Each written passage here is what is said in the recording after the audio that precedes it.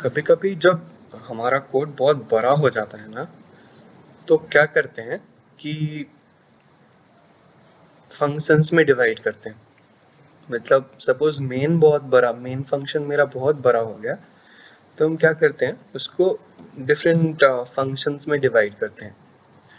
तो मतलब एक चंक ऑफ कोड जो कि एक पर्पस के लिए है, सिमिलर पर्पस के लिए, उसको एक फंक्शन के अंदर डाल देते हैं और ऐसे ऐसे करके देखते हैं कि कौन से कोड्स को ऐसे एक साथ करके अलग अलग रखा जा सकता है, तो उसको फंक्शंस में कन्वर्ट कर देते हैं। अब फंक्शन में तो कन्वर्ट कर दिया, पर सपोज कि हमारा फाइल फंक्शन में कन्वर्ट करने के बाद भी हमारे फाइल का साइज तो बढ़ता जाएगा ना। मेन फंक्शन का साइज नहीं बढ़ रहा है, पर मेरे टोटल पूरे फाइल का साइज बढ़ रहा है। तो फिर इसको कैसे ठीक करेंगे? इसके लिए क्या करते हैं कि मेरा जो अपना कुछ कोड है ना, उसको उठा के हम लोग दूसरी फाइल्स में डाल देते हैं। तो जैसे एक एक जैसे एक सेट ऑफ लाइंस है जो एक एक टास्क परफॉर्म करता है, उसको हम लोग एक फंक्शन के अंदर डाल देते हैं। तो अगर वो फंक्शन बहुत बड़ा है सपोज, तो हम लोग या फिर छोटा भी है, तो सेट ऑफ फंक्शंस को हम लोग एक अलग फाइल के अंदर डाल सकते हैं। तो फिर अगर ऐसा करते हैं, सपोज ऐसा एग्जांपल एक ले रहे हैं यहाँ पे, तो देखते कि एक मेन फंक्शन है, मेन के अंदर से हम लोग ऐड कर रहे हैं दो नंबर को। अब ये जो फंक्शन है, ऐड का फंक्शन, क्लियरली दिख रहा है कि मेन डॉट सीपीपी में नहीं एग्जिस्ट नहीं करता। इसका मतलब है कि ये कहीं ना कहीं तो होगा। तो जहां भी होगा, पहला चीज ये है कि ये जहां भी डिफाइंड है, डिफाइंड नॉट डिक्लेयर्ड, जहां भी डिफाइंड है उसको इस फाइल के साथ लिंक करना होगा। नहीं लिंक हुआ तो फिर ये कॉल नहीं, किस फंक्शन को कॉल करेगा? तो इसको उस फाइल के साथ ऐड करना होगा, लिंक करना होगा। और दूसरा चीज ये है कि जब भी ऐसे हम कॉल करते हैं ना, तो ठीक है, इसका डेफिनेशन नहीं है इसके पास, पर इसका डिक्लेरेशन रहना चाहिए यहाँ पे इस फाइल के पास, ताकि ये कंपाइल हो पाए। नहीं तो कंपाइलेशन के टाइम पे तो ये लिंक नहीं हो पा रहा ना दूसरे फाइल के साथ। तो लिंक करने से पहले मुझे ये देखना पड़ता है कि ये कंपाइल सक्सेसफुली होगा कि नहीं, नहीं तो वो पहले ही रुक जाएगा। कंपाइलेशन फेज में ही वो एरर दे के निकल जाएगा, तो लिंकिंग का बात ही नहीं आएगा। तो इसके लिए क्या करते हैं कि हम लोग यहाँ पे एक प्रोटोटाइप लिखते हैं फंक्शन का, फंक्शन को यहाँ पे डिक्लेयर करते हैं।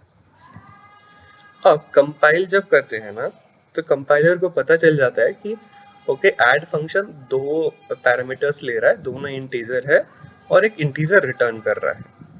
बस इतना वो मैच कराता है कंपाइलर इस फंक्शन के रिलेटेड। तो अब कंपाइलर कंप्लेन नहीं करेगा तुम्हारा, और ये कंपाइल हो गया सक्सेसफुली। देन वो लिंकिंग फेज में जाएगा, और लिंकिंग फेज में क्या होगा कि वो फाइल उसको चाहिए जिसमें ऐड का डेफिनेशन हो। तो इसके लिए हम लोग कैसे करते हैं, अगर हम लोग को रन करना है तो हम लोग ऐसे करते हैं g++ main.cpp add.cpp।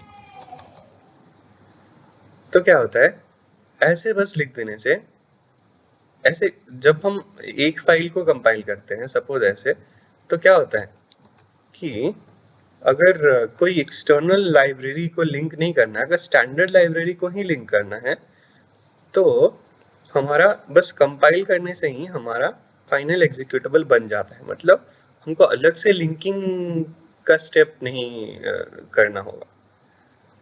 मतलब क्योंकि वो स्टैंडर्ड लाइब्रेरी से ही लिंक करना है जस्ट, तो स्टैंडर्ड लाइब्रेरी से कंपाइलर खुद ही लिंक कर देता है। तो स्टैंडर्ड लाइब्रेरी इस केस में जैसे आईओस्ट्रीम है ना, आईओस्ट्रीम स्टैंडर्ड लाइब्रेरी में ही डिफाइंड है। तो इसका जो फंक्शन है सी आउट, ये स्टैंडर्ड लाइब्रेरी में है, तो ये ऑटोमेटिकली ऐड कर देगा। मतलब अगर मैं इसको कंपाइल कर दूं ना ऐसे जी++ main.cpp, तो ये उसको उसका लिंकिंग भी कम मतलब ऑटोमेटिकली हो जाएगा, मतलब इसके साथ स्टैंडर्ड लाइब्रेरी के साथ। अगर हमने खुद का एक लाइब्रेरी क्रिएट किया होता तब हमको वो करना पड़ता, मतलब अलग से लिंकिंग, मैनुअल लिंकिंग। तो जब ऐसे लिखते हैं तो हमारा कंपाइल हो जाता है और लिंकिंग भी हो जाता है स्टैंडर्ड लाइब्रेरी के साथ और फाइनल एग्जीक्यूटेबल बन के तैयार हो जाता है। पर हम लोग बस कंपाइलेशन ही कर रहे हैं, पर हो जा रहा है दोनों, क्योंकि स्टैंडर्ड लाइब्रेरी का केस है। अब जब दोनों फाइल को ऐसे कंपाइल करते हैं इस तरह से, तो क्या होगा, पहले क्या करता है, दोनों को इंडिविजुअली कंपाइल किया जाता है। तो इसका मतलब है कि g++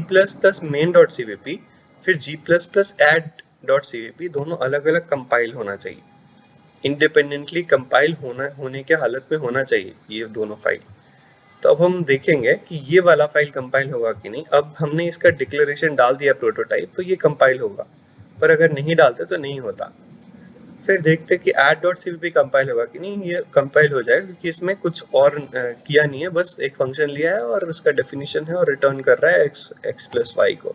कोई सी आउट नहीं, कुछ नहीं, तो कुछ हेडर फाइल वगैरह भी डालने का जरूरत नहीं है, कंपाइल हो जाएगा आराम से।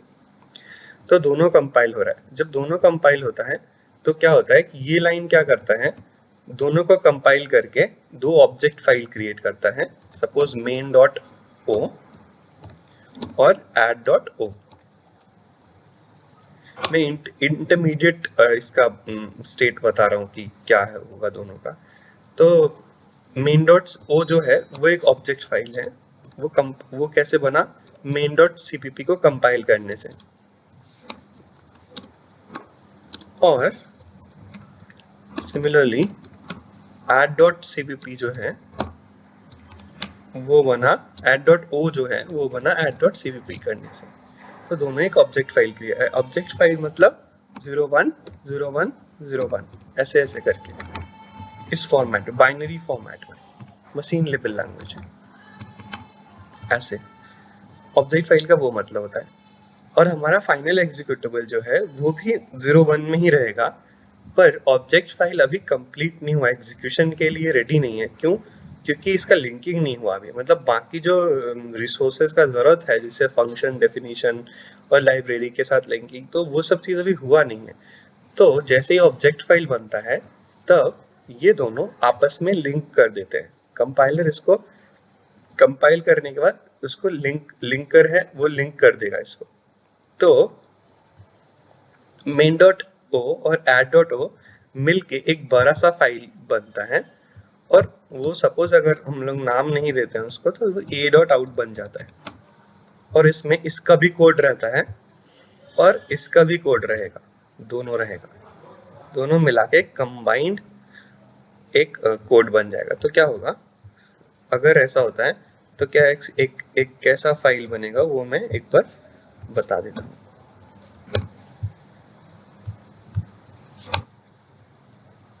ऐसा और ऐसा।